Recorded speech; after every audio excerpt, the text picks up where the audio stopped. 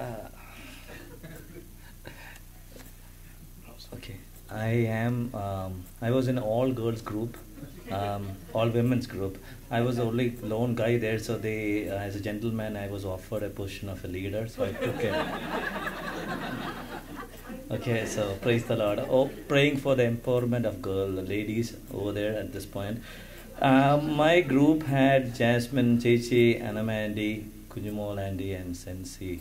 So we had a nice time with prayer. We started basically with nothing. We were like, okay, what do we do now? And I guess we had that empowerment of Holy Spirit. We came through, and then people started praying in tongues. People were in deep meditation. So I'm pretty positive that was Holy Spirit, nothing else. So. So the first one we had was a Divine Mercy Jesus photo, which says "I trust in you." So that's where we actually had that calling for prayer and basically the trust we have to place in Lord. That's the first one. The second one we had was the kids. Pray for kids who are getting abused. Basically, obviously, a lot in this country and even around the globe. We had one more person actually convinced, had that same vision. So it's basically something which we prayed for more. Obviously, the kids are abused, refugees, and all the kids are going through a lot of tough time. And also for special need kids, that's where we prayed.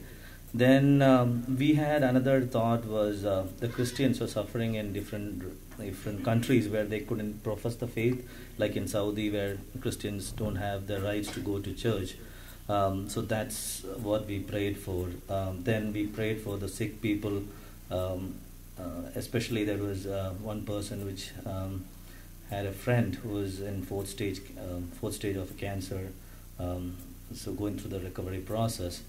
Then the next thought which came to our mind was broken families. Now, more than broken families, the kids were going through this tough time of zero guidance and lack of faith. We prayed for them.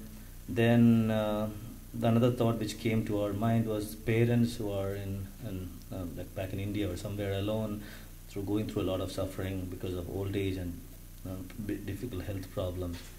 The next one was couples with problem trying to have kids and cannot. So we prayed for them. And then again next was for all mentally challenged adults and kids. That was another place. The last one was families with men having drinking problems, where families are broken or it's eventually getting broken. So we prayed for that, and then more. We actually went back to our discussion where we were talking about again the same as what Binu was mentioning. How do we pass on the faith to next generation? How do we answer their questions? Like, unlike where we came from, where we were told to do that, and we continued without any godly intervention. And here in this country, where people are asking for, kids are asking for that particular intervention. People are asking for how God is working. So yeah, as Vinu was mentioning, same as a more thought process, more knowledge, wisdom. That's where we were, and obviously that's where we all were addressing, and also more of how we can address issues in a family, how we can find more time to do personal prayer, how we can, and obviously in church also, how we can pray for increase in vocations, and pray for church and all the society around us, and all this a piece of peace in the world. That was more like it. I don't know whether anybody has anything to add. My group. It's good. That's it. Thank you. Thank you.